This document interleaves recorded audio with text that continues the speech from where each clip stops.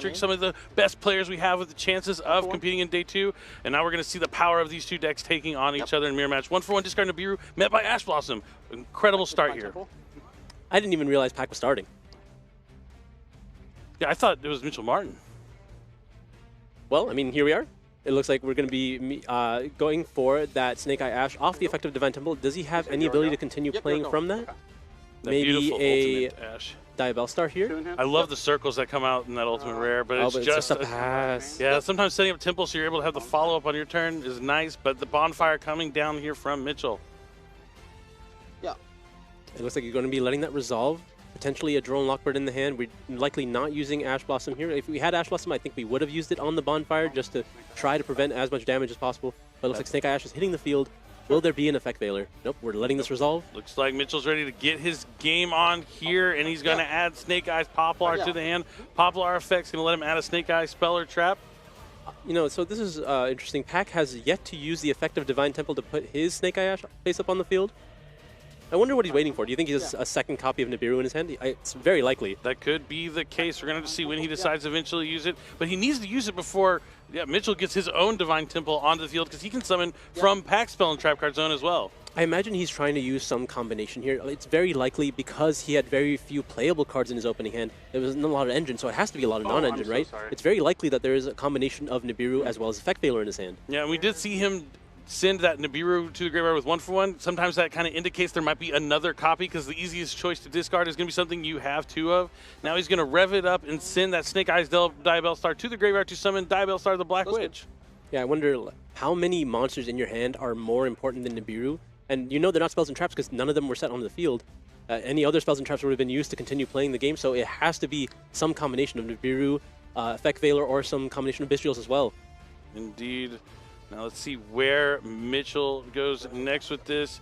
Looks like he's going to feel the flow and use Snake Eye Ash effect to send these 2 cards to the graveyard to try and special summon a Snake Eye monster in the deck. This could be a key time to use Ash Blossom and Joyous Spring. A moment of thought from Pack, but he lets it go through.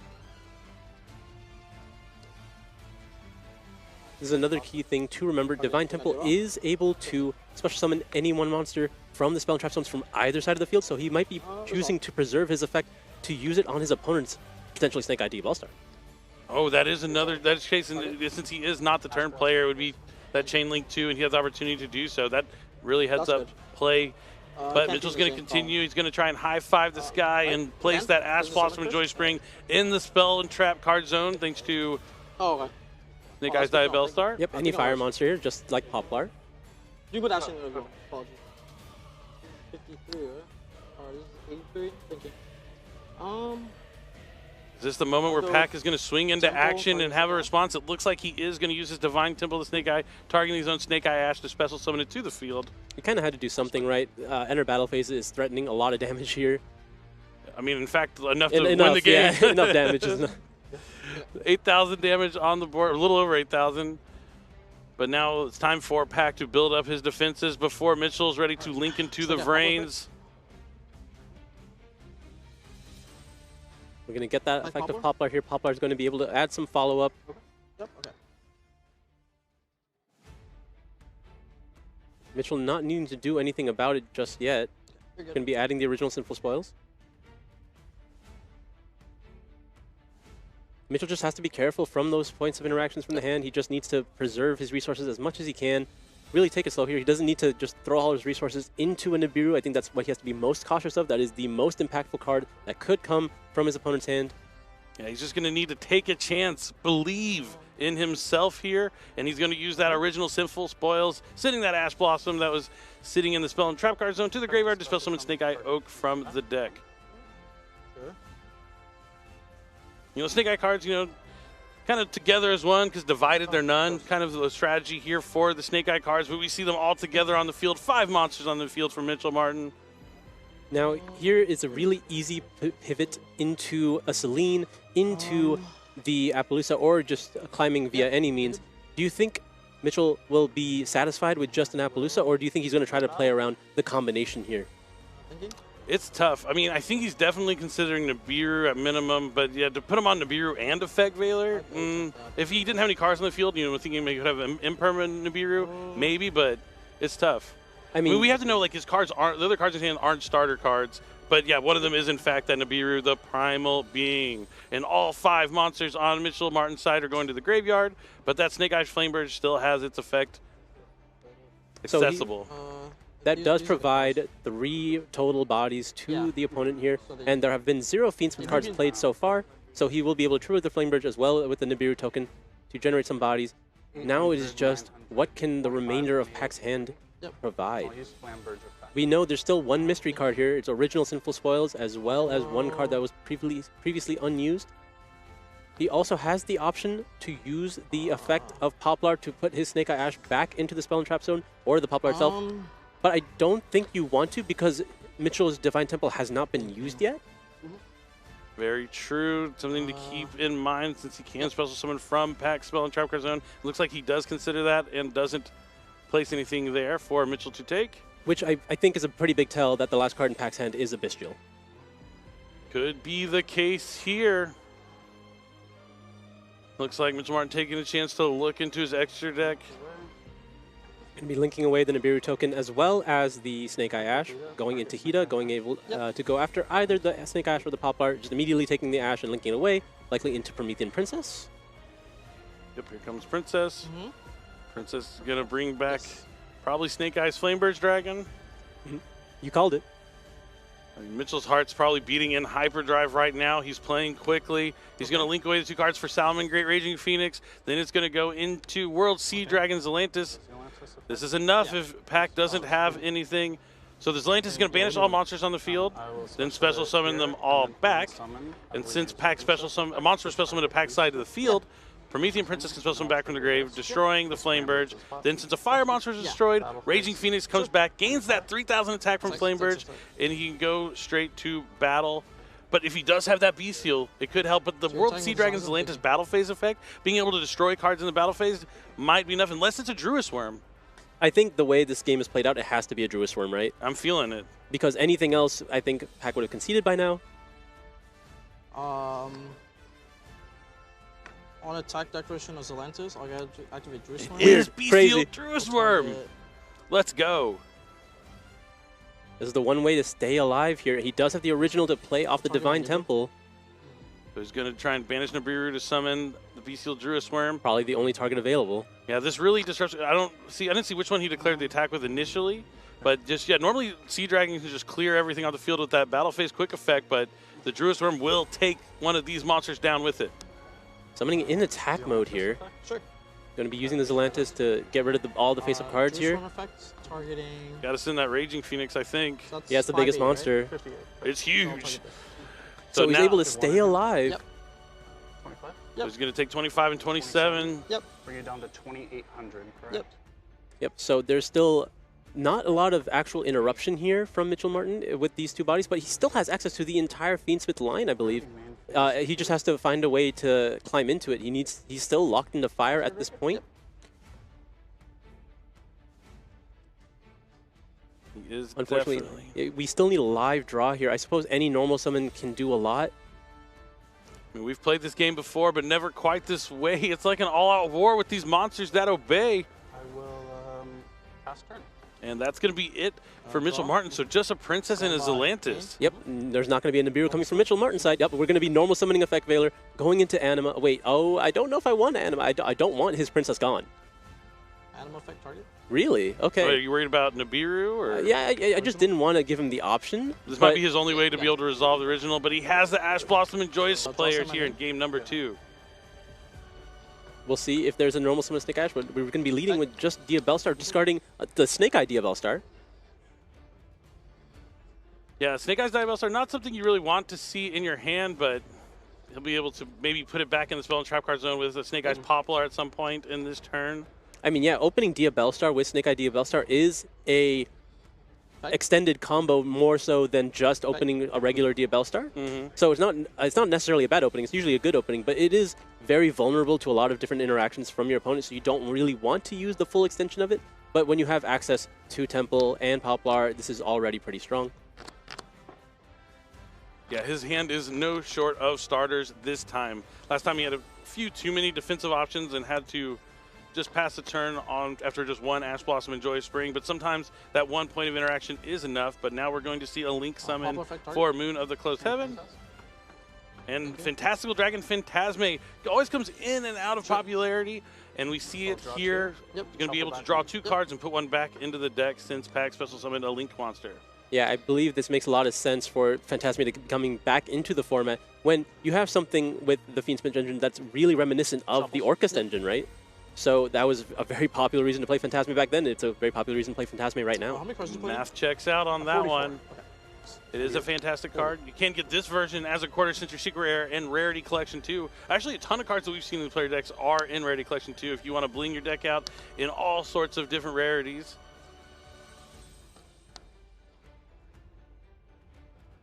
I don't think the Phantasme being on the field changes Pack's lines at all, but it is something he has to consider because he doesn't want to target down Fiendsmith, obviously allowing his opponent to use Phantasme's effect, and leaving your opponent with any bodies on the field is really rough because of how easily accessible the Fiendsmith engine is. Is Phantasme only when it targets your cards, or is it any card on the field? When your cards. That's what I thought. Yeah. That's what I thought. So we won't be able to stop anything when he's targeting his own cards, so he can avoid that if he can. But we see Fiendsmith Requiem coming down. The Divine Temple placing Snake Eye Ash. Requiem going to be using its effect now. No interruptions except for the Phantasme from Mitchell here. That is one of the concerns with Phantasme. It's taking a spot of something else, so is no guarantee that you will see anything to actually stop your opponent, but it does help sculpt your hand to better position yourself and see those more critical cards. Yeah, Phantasme is always one of those cards you want to be good. You want to be able to use it. But yeah, like you mentioned, if it doesn't draw into those cards you're looking for, it's a little tough. I know a lot of people are considering that with the Mulcharming, that you're able to just draw so many cards that you're always going to be able to sculpt your hand and set up the way you need to be. I mean, that's always the issue with trying to draw combinations of cards, right? Everything should just be a one-card starter, right? That's what I think that's what I'm getting from everyone online. They love the one-card starters. Yeah, I'm sure that's everyone's favorite, Billy. I like it. I like the power. I can feel the power. I do think it brings some interesting gameplay when mistakes are allowed. Exactly. Not everyone plays perfect all the time. It's just a prank, kid. Oh, looks like we're going to be getting rid of the skill drain.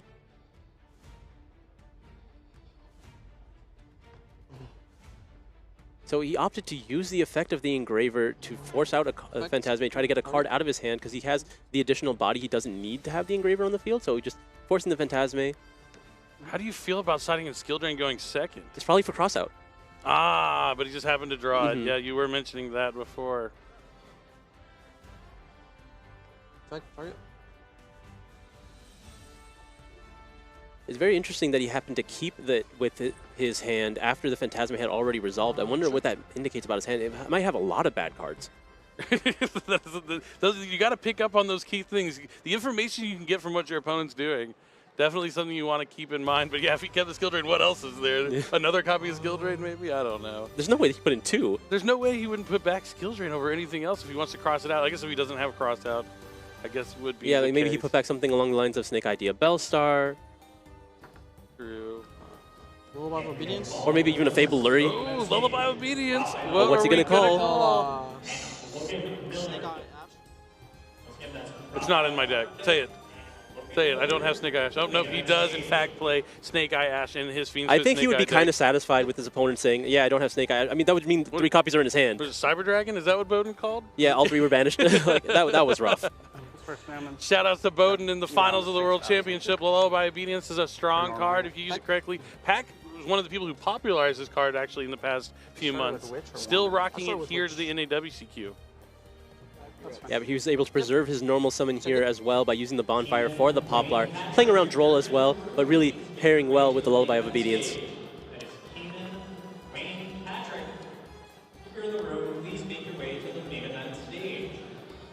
That is 3 cards taken out of, or not 3, 2 cards at least taken out of Mitchell Martin's hand here, limiting him to only 3 cards at this point on. Ash Effect. Do you think Mitchell thinks he can only win if Pack loses? Or do you think he'll let Destiny choose? A crazy sentence, Billy. You should just let Destiny choose. So we'll see how he goes about this. Looks like he is coming down now, going after Snake Eye Ash. Oh, this is one of the more beneficial parts of Lullaby Obedience that doesn't get talked about enough. You're putting a fire in your opponent's graveyard for the Hida. Hilarious. I love it. I love it. And now we're seeing a link for Celine.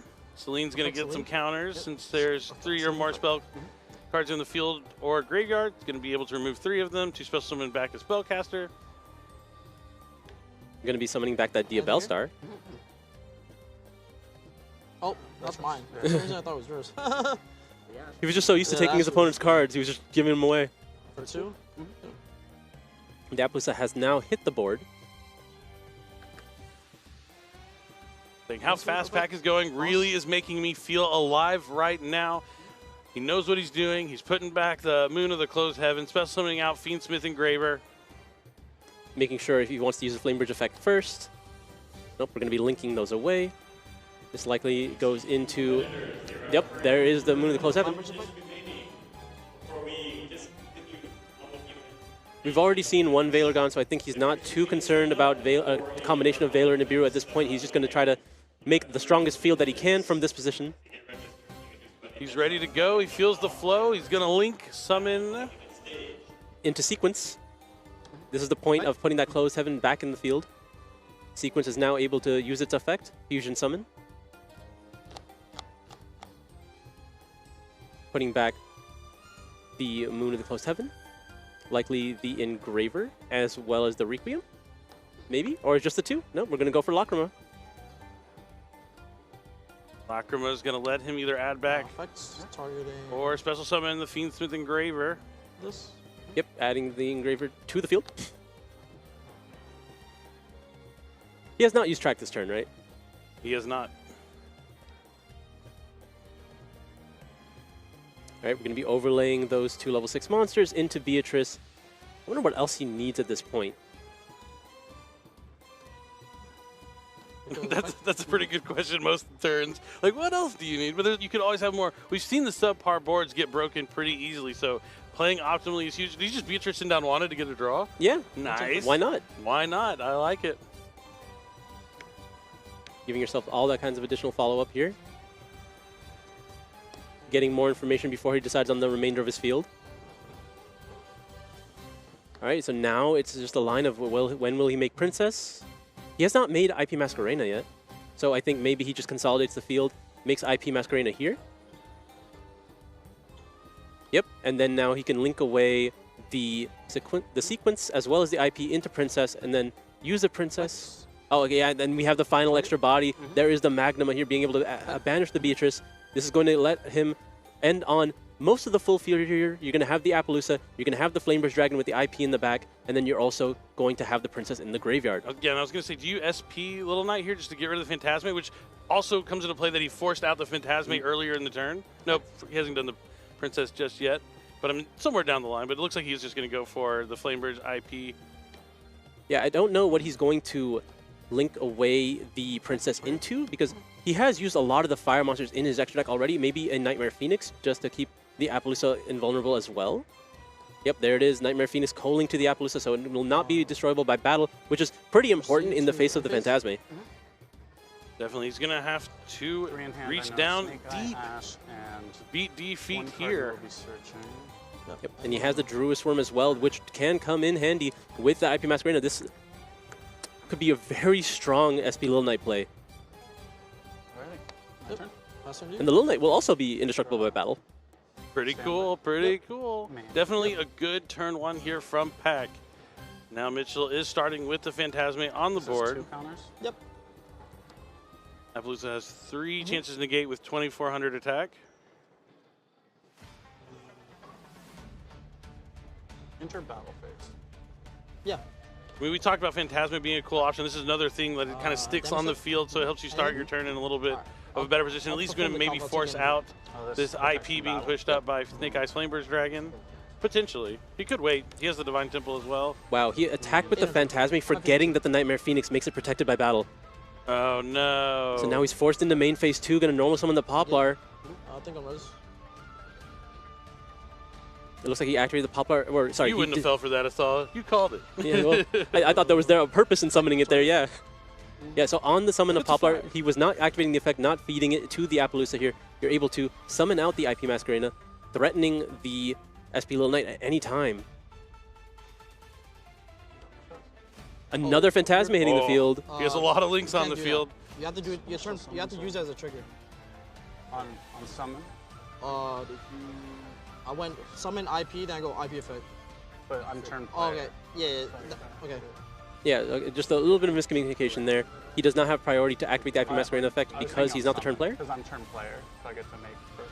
Are you treating it as Correct, yeah. So yeah, he's trying to say on the summon of IP activate Phantasma, and then Pac would have to chain IP to the Phantasma. Yeah, I mean, But he could do Appaloosa. Yeah. Resolution There you go. he's going to use the Appaloosa on it. So I think there's only one activation on the Appaloosa left. So I think it was He made saw with two Poplar materials. as well. Chain links are going to be chain link 1, SP targeting Poplar. Chain link 2 is going to be Flamebridge. The SP is going to hide away from that Phantasma since the Flamebridge will be chain link 2, so he's not going to be able to stop that targeting effect to banish that Snake Eyes Poplar. Oh, I can't. You can't. Yep, he cannot activate the Phantasma here. That's why you have to do everything correctly, really, to be in a good position. The deck does not play itself, contrary to popular belief. Yeah, Pac is absolutely one of the best players at knowing the sequencing because he's just done it so many times. Poplar, chain link 2, oh. Practice makes perfect. Theory only takes you so far, I promise you. Going to be able to add back that original that he added to the deck from the Wanted in the previous turn that he sent off the Beatrice. Even more follow-up here. I'm just going next. Yep. Yep, you're going into the next game here. Pac able to... All right, looking at his hand, leading with Diabellstar, discarding Diabellstar. This is a time where you might want to think about having an effect negation. It could end their turn, but looks nothing. like we're letting it walk. But now he has to worry about Ash Blossom and Joyous Spring is going to be the next hurdle for Mitchell to cross.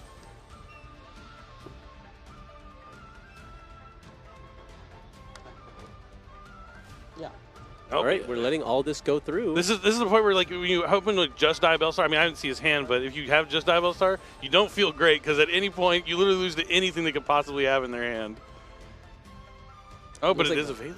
We are holding the effect Veiler here. So do you think he held onto the effect Veiler instead of using on the Diabellstar, worried about him just having a Snake Eye Ash in his hand? Yeah, I think this is one of the key differences after the release of NAWCQ Princess. When you're usually prioritizing stopping the immediate effect because they do way too much, and even if they did have the follow-up, it just adds too many resources for the following turn. Now, if you have a Snake Eye Ash as well as a Diabellstar, and both were met with infinite permanence, you still are able to get your full combo. So now you need to hold your interruptions and be a little bit greedier with what you get out of them. Definitely, and it looks like he did need to search for some answers with that triple tactics talent to draw into 2 cards. He did draw into a BCL Magnament. He's going to be able to banish that effect Veiler to get the second monster on the field. 2 monsters can go into Moon of the Closed Heaven. Being a Light Fiend means it can fulfill the requirements for the Link 1 Fiendsmith's Requiem. Yeah. We know there's no Ash Blossom because the tactics would have been met with that. Requiem's going to tribute itself to Special Summon Fiendsmith's Engraver from the deck to the field. Now, where does he go from here? Does the NAWCQ Princess come into play? He has not committed his normal summon just yet, so now he can normal summon that Snake Eye Oak, be able to grab back that Snake Eye Ash. Freeze play. That is time in the round. At this time, active player. Each current phase. Have a time extension. The cameras either froze or they were deep, deep in thought. Pac was either considering his options or waiting for his opponent to continue. But it looks like he's going to bring back the Ash, equip the Requiem from the graveyard to the Engraver, and now Snake Eye Oak is going to send the Requiem and itself to the graveyard to special summon a Snake Eye from the deck. We're going to get that Poplar. We have not seen it yet. Yes. Now he can get access to Divine Temple. Temple's going to get that Snake Eye Diabellstar. That's not where field spells go. Now, if the field spells still replace them, I could see potentially putting in the middle, but no, everyone can have their own field spells now. I mean, for some time. Yeah, it's not a field center, that's right. It is not a field center, but that Divine Temple is going to play Snake Eyes Diabellstar into the spell and trap card zone, which is where you want it. Things are looking good for Mitchell here. Yeah. It looks like he's going to just use the effect of Snake Eye Ash, sending the Snake Eye Diabellstar. He's going to summon the Flamebridge from the hand. Not Small ideal. victory for Pack. Yeah. You're going to be link away the Poplar that's going to put that Snake Idea Bellstar right back in the Spell and Trap zone. Do you know what card would have gotten really good if Pack had it? Charmy Perilia in this hand. Especially feels bad when you have to summon Black Witch, normal summon from your hand, and special summon from your hand. That's 3 free cards. I think he'd be happy with anything else at this point, right? He only had an Effect Veiler so far. No guarantee that that's all he has, but a lot of this has been walking. Yeah. I do imagine the Mulcharmies are in his deck. Yeah, I mean, I think that's something you want to at least have in your side deck for going second against most decks. There's really not many cards that are better than it. Or at least it can draw you into cards that'll be useful as well. So the Lacrima's coming down, going to bring back Engraver. And the Poplar put the Snake Eyes Diabellstar back in the Spell and Trap card zone so she can summon herself from there at any point with her own effect. Have to wonder if Pack is holding in Nibiru, trying to get the maximum value for it. There is a threat of Appaloosa here as well as continuing the combo, but it looks like we're going to be using the Snake Idea Bellstar next. Put the Oak in the Spell and Trap zone. That's going to be one you want to summon off Divine Temple potentially. It has already used its effect, so if there is during Nibiru... Pack's turn. During Pack's turn. All right, so here's the Celine. This is the Nibiru check. 4. Yep, you have. Yep. Remove 3 counters. Yep. Do you think you just goes into Appaloosa here before All right. continuing? Moving on to the next stage. Is there an Imperm Nibiru? Got to keep going through these checks. Always keep in mind that your opponent can have a lot of combination of cards.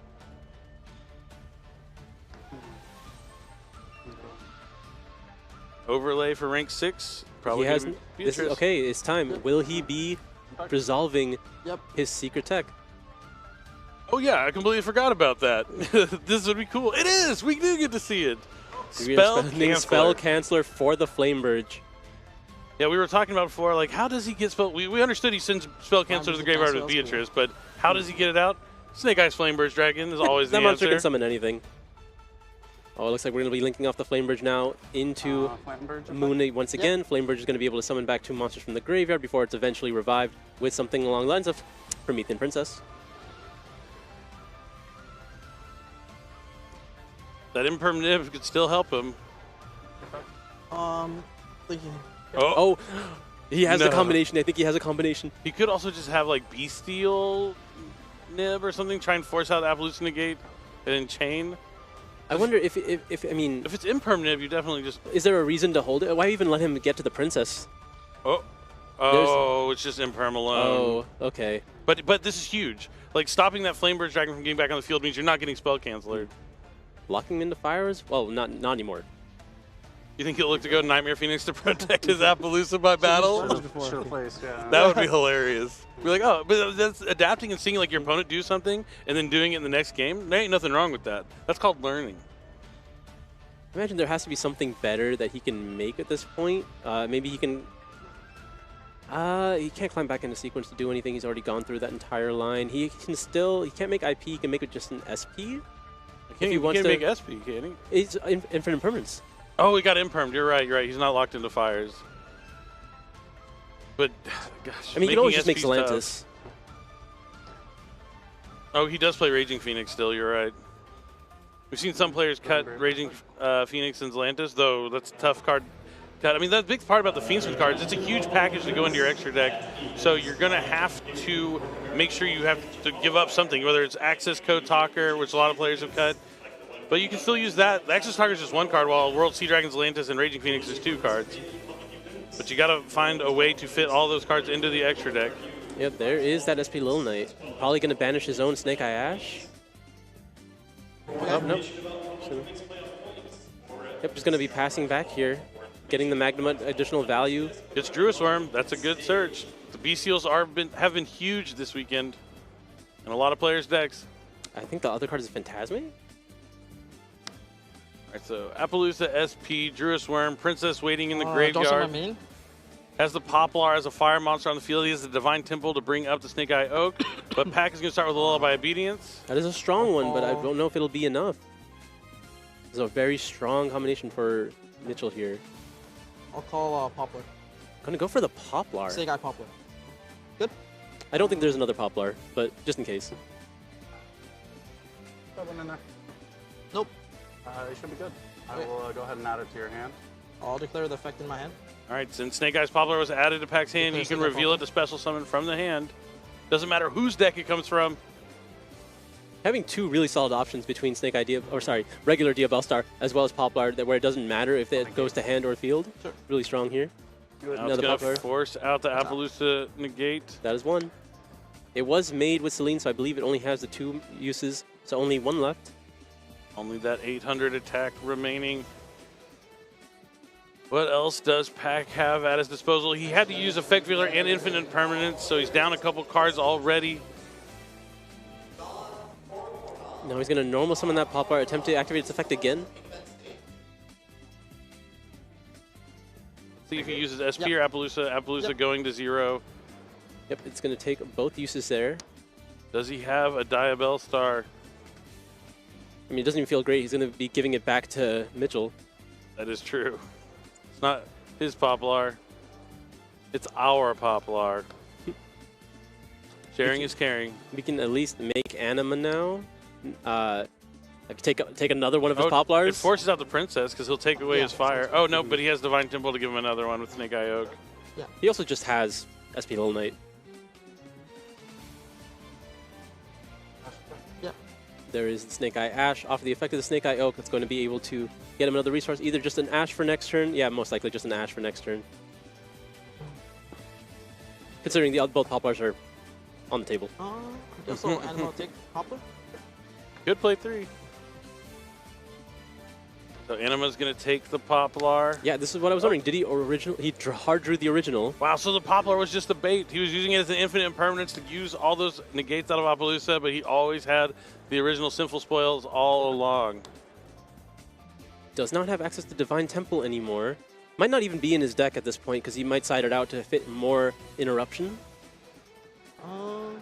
It's so funny to me that he used both of Mitchell's Poplars. Like, I don't know, there's something about that that just makes me giggle. Our cards. Literally. Little Knight. So Snake Eye Ash effect is going to be activated, and he's going to use SP Little Knight targeting itself and Snake Eye Ash, it looks like. Yep, and his normal summon has been used here. You can't. Yeah, you can't do Princess if you did SP This is, Little Knight. Yeah, Princess is Little on Knight is- summon. That's the trigger. Yeah. So what do you? It goes trigger effects and then quick effects afterwards. Visible triggers, hidden triggers, visible quick effects, hidden quick effects. So now Ash is able to resolve, likely adding something, I mean, probably Oak, right? Adding a Poplar to your hand doesn't do anything. Maybe just another Ash, but that doesn't do anything either. Maybe adding a Poplar. What is that last card in your hand? It has to be like a power spell of some sort to be able One to for do one? anything. Is it 1-for-1?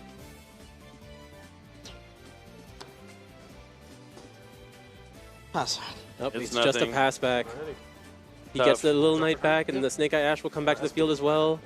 But I mean, that is not much of anything. Tough year for Pack. Now it's up to Mitchell to close out this game number 3. Oddly enough, both his Poplars are in the graveyard, so it's not the easiest to get access to that Flame Bridge yet again.